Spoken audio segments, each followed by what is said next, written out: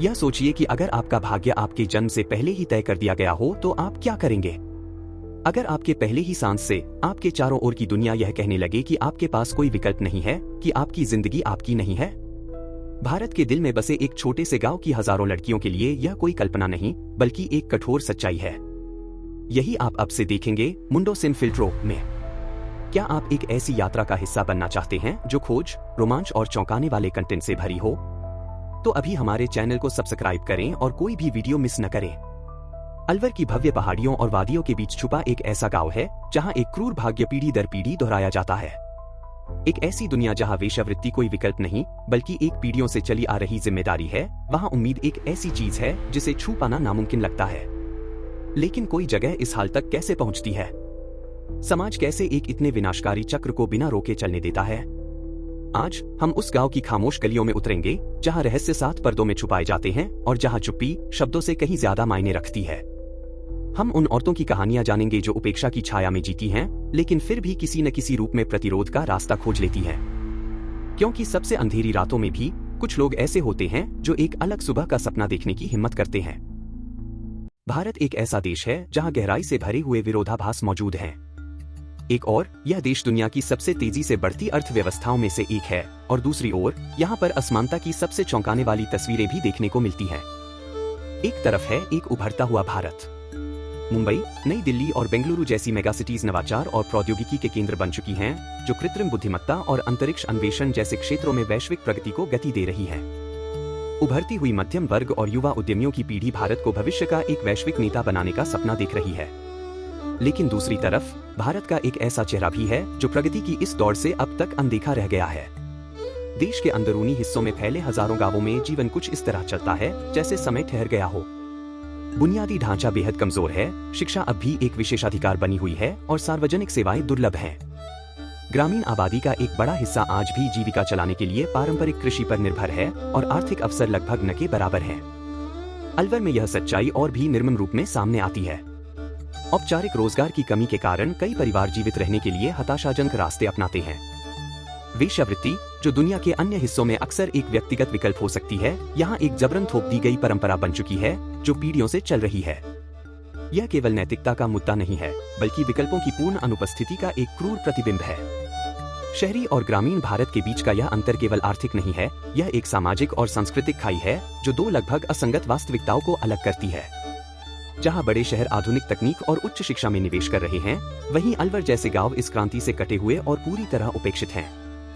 यह विरोधाभास महिलाओं को मिलने वाले अवसरों में भी स्पष्ट रूप से दिखाई देता है। कुछ क्षेत्रों में महिलाएं कार्यक्षेत्र और राजनीति में अपना स्थान बना रही हैं, ऐतिहासिक बाधाओं को तोड़ रही हैं। लेकिन अलवर जैसे इलाकों में किसी का लिंग ही उसके भाग्य को जन्म से पहले ही तय कर देता है। यहाँ लड़की पैदा होना पहले से लिखी गई सजा के साथ जीवन शुरू करने जैसा है। बुनियादी ढांचे की कमी इस दुष्चक्र को और मजबूत बनाती है। शिक्षा तक पहुंच सीमित है और बहुत कम बच्चे प्रारंभिक शिक्षा के बाद आगे की पढ़ाई कर पाते हैं। बिना शिक्षा के नौकरियां केवल एक दूर का सपना रह जाती हैं और गरीबी एक ऐसी जाल बन जाती है जिससे निकल पाना लगभग नामुमकिन होता है। जब भारत अपनी नवाचारों के कारण अंतर्राष्ट्रीय मंच पर चमक रहा है, तो उसी देश का एक और चेहरा पूरी तरह से भुला दिया गया है। सबसे बड़ा सवाल यह है, भारत कब तक इन दो दुनियाओं के बीच बंटा रहेगा? भविष्य कुछ लोगों के लिए उम्मीद से भरा हो सकता है, लेकिन इन महिलाओं के लिए आने वाला कल अभी भी उम्मीद से बहुत दूर है। अलवर की सुबह जब होती है तो कच्ची सड़कों पर जीवन की हलचल शुरू हो जाती है। लेकिन जो दिखने में एक सामान्य दृश्य लगता है, उसके पीछे एक बेहद क्रूर सच्चाई छिपी होती है। कई लड़कियों के लिए नया दिन कोई उम्मीद नहीं लाता, बल्कि एक ऐसे चक्र की निरंतरता लाता है जिससे बचना असंभव है। वे जागती हैं, लेकिन स्कूल जाने या खेलने के लिए नहीं, बल्कि एक ऐसे भविष्य के लिए तैयार होने के लिए जिसे उन्होंने कभी चुना ही नहीं। इन लड़कियों के चेहरे पर लगे मेकअप और चमकीले रंगों से सजे कपड़े उनके ऊपर लादी गई जिम्मेदारी का बोझ छिपाते हैं। वे केवल बच्चे नहीं हैं, वे अपने परिवारों की जीविका हैं, एक ऐसे तंत्र में फंसी हुई जो उन्हें एक वस्तु में बदल देता है। गरीबी से जूझते माता पिता इस सच्चाई को अक्सर अपरिहार्य मान लेते हैं। उनके लिए यह जबरन थोपा गया पेशा ही एकमात्र रास्ता है जिससे वे अपने घर का चूल्हा जला सकें और सिर पर छत बनाए रख सकें। भाई बहन भले ही इस व्यवस्था को बदलना चाहें, लेकिन उस चक्र के सामने असहाय होते हैं जो टूटने का नाम नहीं लेता। अलवर में वेश्यावृत्ति को कोई छिपा हुआ गुप्त अपराध नहीं माना जाता, बल्कि यह एक चुपचाप स्वीकार की गई परंपरा है। यह चुप्पी केवल एक सामाजिक समझौता नहीं, बल्कि एक अदृश्य दीवार है जो किसी भी बदलाव की कोशिश को रोक देती है। कोई भी सवाल उठाना संदेह की निगाहों से देखा जाता है, क्योंकि इस व्यवस्था को चुनौती देना समुदाय की संपूर्ण आजीविका को चुनौती देने जैसा समझा जाता है। शिक्षा, जो इन लड़कियों को आजादी की ओर ले जा सकती है, उनके लिए एक दूर का सपना है। जो थोड़ी बहुत स्कूलें हैं, वे संसाधनों की भारी कमी से जूझती हैं और शिक्षा में नियमितता असंभव हो जाती है, क्योंकि तुरंत पैसा कमाने की जरूरत ज्यादा भारी पड़ती है। यही कारण है कि यह चक्र बार बार दोहराया जाता है, क्योंकि इससे बाहर निकलने का कोई स्पष्ट रास्ता नहीं है। फिर भी इस हताशा के बीच कुछ आवाजें उठती हैं। कुछ महिलाएं सभी बाधाओं को लांघते हुए इस नियति से भाग निकलती हैं और अगली पीढ़ियों के लिए विकल्प तलाशने की कोशिश करती हैं। छोटे छोटे सामुदायिक समूह और गैर सरकारी संगठन एनजीओस व्यावसायिक प्रशिक्षण प्रदान करते हैं, जिससे इन महिलाओं को आर्थिक स्वतंत्रता हासिल करने में मदद मिल सके। अलवर की यह सच्चाई एक क्रूर याद दिलाती है कि असमानता केवल आर्थिक नहीं होती, वह सामाजिक और सांस्कृतिक भी होती है। इस प्रथा के चारों ओर फैली चुप्पी ही उसे जीवित रखती है, और इस चुप्पी को तोड़ना ही असली बदलाव की दिशा में पहला कदम है। अलवर में पीढ़ी दर पीढ़ी चलने वाली वेश्यावृत्ति केवल एक अलग थलग पड़ी हुई घटना नहीं है, बल्कि यह उन संरचनात्मक कारणों का परिणाम है जो पूरे समुदायों को निराशा के एक चक्र में जकड़े हुए हैं। इस सच्चाई को समझने के लिए हमें इस समस्या की गहरी जड़ों का विश्लेषण करना होगा। अलवर की अधिकांश परिवारें गरीबी रेखा से नीचे जीवन यापन करती हैं। काम के अवसरों की भारी कमी और स्थानीय अर्थव्यवस्था की नाजुक स्थिति के कारण बहुत से लोगों के पास गुजारा करने के लिए कोई स्थायी साधन नहीं बचता, सिवाय कुछ हताशाजनक विकल्पों के। जब न तो उद्योग हैं और न ही आधारभूत ढांचा, तो तात्कालिक आमदनी का एकमात्र तरीका वेश्यावृत्ति बन जाता है। कई समुदायों के लिए वेश्यावृत्ति केवल एक आर्थिक गतिविधि नहीं, बल्कि एक परंपरा बन गई है जो पीढ़ियों से चली आ रही है।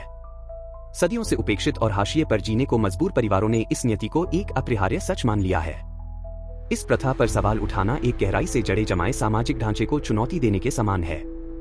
शिक्षा, जो गरीबी के चक्र को तोड़ने का सबसे प्रभावशाली साधन है, अलवर में अब भी एक दूर का सपना बनी हुई है।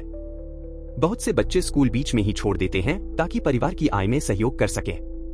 शिक्षा के अभाव में वे एक ऐसी जिंदगी में फंस जाते हैं जिसमें बदलाव की कोई स्पष्ट संभावना नहीं होती। कर्ज का बोझ भी इस निर्दयी सच्चाई को बढ़ावा देता है।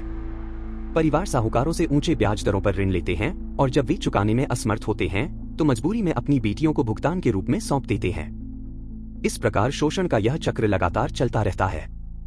इन जड़ों को समझना किसी भी वास्तविक समाधान की शुरुआत है, लेकिन सबसे बड़ी चुनौती एक ऐसे तंत्र को तोड़ना है जो अटूट और अचल दिखाई देता है। इन अंधेरों के बीच एक कहानी ऐसी भी है जो नियति को चुनौती देती है।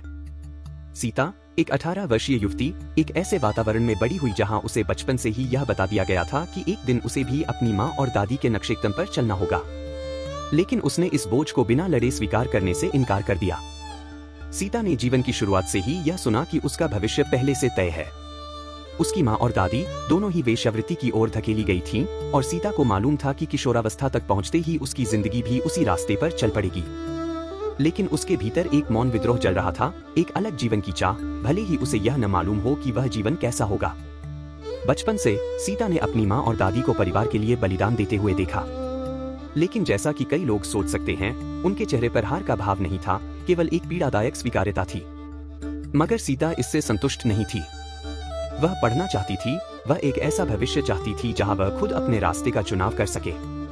उसके जीवन में बदलाव की पहली किरण तब आई जब एक स्वयंसेवी शिक्षिका गांव में पढ़ाने आई। एक पुराने कॉपी और उधार लिए गए पेंसिल के साथ सीता ने पहली बार अपना नाम लिखना सीखा। यही छोटा सा कदम उसके भीतर उम्मीद की लौ जला गया। अगर वह लिखना सीख सकती है तो शायद वह अपना भविष्य भी बदल सकती है। समय के साथ वह एक स्थानीय एनजीओ से जुड़ गई जो वेश्यावृत्ति छोड़ने की इच्छुक महिलाओं को सिलाई और हस्तशिल्प जैसे हुनर सिखाती थी। कपड़े पर कढ़ाई का हर टांका स्वतंत्रता की ओर एक कदम था, लेकिन यह रास्ता आसान नहीं था। समुदाय के भीतर ही प्रतिरोध था। उसके परिवार को डर था कि अगर सीता इस परंपरा को नकार देगी तो वे सभी भूख से मर जाएंगे। फिर भी सीता डटी रही। धीरे धीरे अन्य लड़कियां भी उसके नक्शेकदम पर चलने लगी। हस्तशिल्प से हुई कमाई से सीता ने अपने घर का खर्च उठाना शुरू कर दिया, बिना अपना शरीर बेचे। उसकी कहानी एक मौन प्रेरणा बन गई, इस बात की गवाही कि सबसे अंधेरे स्थानों में भी रोशनी की एक दरार मिल सकती है। लेकिन अब सवाल ये उठता है, सीता जैसी और कितनी लड़कियां आज भी अपने भाग्य को बदलने का एक मौका पाने की प्रतीक्षा कर रही हैं?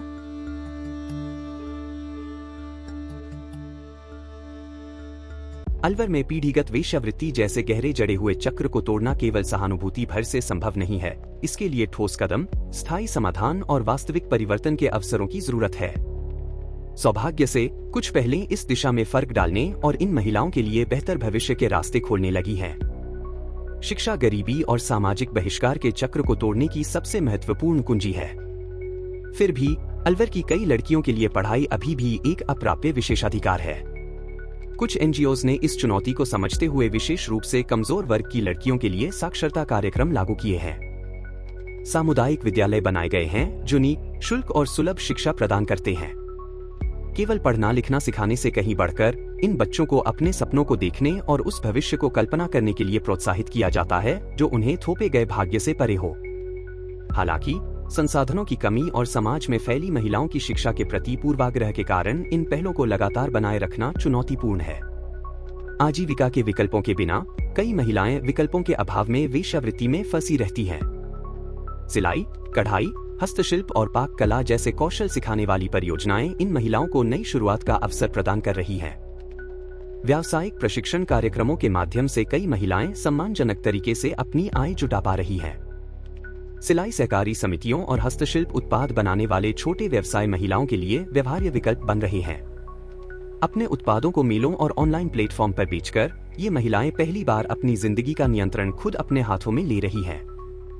वेश्यावृत्ति केवल शारीरिक निशान ही नहीं छोड़ती, बल्कि गहरे भावनात्मक घाव भी बनाती है। कई महिलाएं शोषण, हिंसा और अस्वीकृति के आघात लिए चलती हैं। उचित समर्थन के बिना आत्मसम्मान पुनः स्थापित करना और एक अलग जीवन की संभावना पर विश्वास करना मुश्किल होता है। मनोवैज्ञानिक सहायता केंद्र उभर रहे हैं जो थेरेपी और भावनात्मक समर्थन प्रदान करते हैं।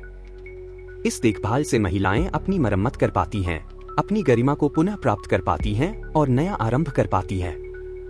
समूह चिकित्सा सत्र, व्यक्तिगत सहायता और सशक्तिकरण कार्यशालाएं उन्हें सामाजिक बहिष्कार से परे भविष्य देखने में मदद करती है। जबरदस्ती वेश्यावृत्ति के खिलाफ लड़ाई केवल एनजीओज और स्वतंत्र समूहों का कार्य नहीं हो सकता। सरकार और समाज से भी एक व्यापक प्रतिबद्धता की आवश्यकता है ताकि वास्तविक परिवर्तन के लिए आधार तैयार हो सके। इसमें यौन शोषण के खिलाफ कठोर कानून, शैक्षिक आधारभूत संरचना में निवेश और इन समुदायों की महिलाओं को रोजगार देने के लिए प्रोत्साहन शामिल है। माइक्रो क्रेडिट जैसे कार्यक्रमों ने कुछ महिलाओं को अपना व्यवसाय शुरू करने का अवसर दिया है, जिससे वे आर्थिक निर्भरता से बाहर निकल सकीं और अपने परिवारों के लिए सुरक्षित भविष्य सुनिश्चित कर सकीं। पूरे समाज की भागीदारी आवश्यक है ताकि ये परिवर्तन केवल अस्थायी न रह जाएं, बल्कि स्थायी बने। असली बदलाव व्यक्तिगत कहानियों से शुरू होता है। पहले वर्णित सीता की यात्रा इस बात का उदाहरण है कि प्रतिरोध संभव है। उसकी हिम्मत ने अन्य लड़कियों को प्रेरित किया और मिलकर उन्होंने एक छोटा सहारा समूह बनाया जो थोपे गए भाग्य को स्वीकार करने से इनकार करता है। एक स्थानीय एनजीओ के समर्थन से यह समूह समुदाय के भीतर परिवर्तन की एक ताकत बनता जा रहा है। इन पहलों का प्रभाव अब दिखने लगा है।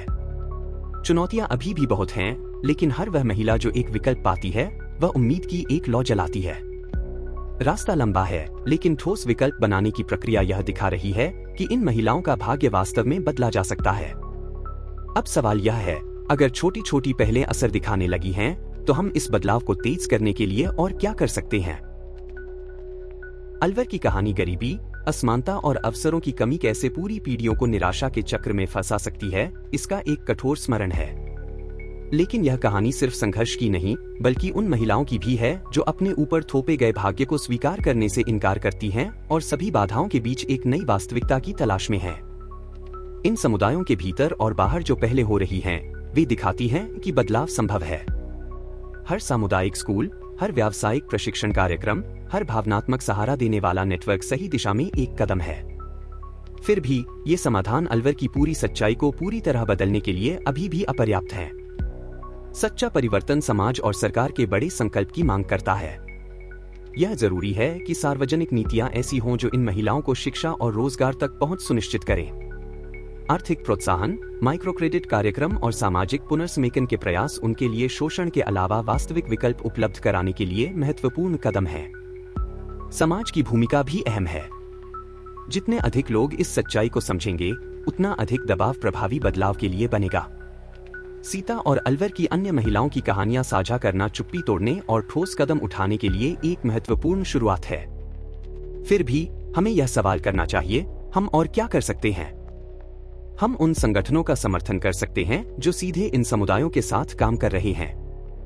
हम सरकारों से सुरक्षा उपायों और अवसर सृजन की मांग कर सकते हैं।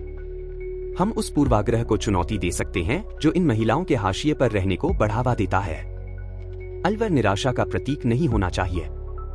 यह दिखा सकता है कि एकजुटता, प्रतिबद्धता और सामूहिक कार्रवाई किस तरह नियतियों को फिर से लिख सकती है।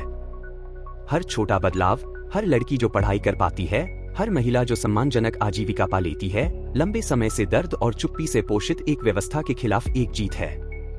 चाहे वह शिक्षा के माध्यम से हो, भावनात्मक समर्थन से या नए अवसर सृजित कर, बदलाव हो रहा है। लेकिन इसे बढ़ाने और तेज करने की जरूरत है। चुनौती बड़ी है, लेकिन आशा उससे भी बड़ी है। इन महिलाओं का भविष्य अलग हो सकता है और इस परिवर्तन का हिस्सा बनना हम सभी की जिम्मेदारी है। तो सवाल यह है, क्या हम इस बदलाव का हिस्सा बनने के लिए तैयार हैं? क्योंकि अंततः यह केवल अलवर का भाग्य नहीं, बल्कि मानव गरिमा और सामाजिक न्याय के प्रति हमारी प्रतिबद्धता का प्रश्न है। हमें उम्मीद है कि यह यात्रा आपके लिए उतनी ही भावुक रही होगी जितनी हमारे लिए। इसे देखते हुए और यह वीडियो बनाने में जो मेहनत लगती है, हम चाहेंगे कि आप हमें लाइक और अपना कमेंट जरूर दें। यह हमें हर हफ्ते बेहतरीन सामग्री लाने में मदद करता है। अगर आपको यह वीडियो पसंद आया हो और आप अभी तक हमारे चैनल को सब्सक्राइब नहीं किए हैं, तो अब जल्दी करें और बेल आइकन दबाना न भूलें ताकि आप हमारे हर हफ्ते आने वाले शानदार वीडियो मिस न करें। ऐसे ही वीडियो जिनमें आप इस ग्रह के सबसे आकर्षक स्थानों को जान सकते हैं।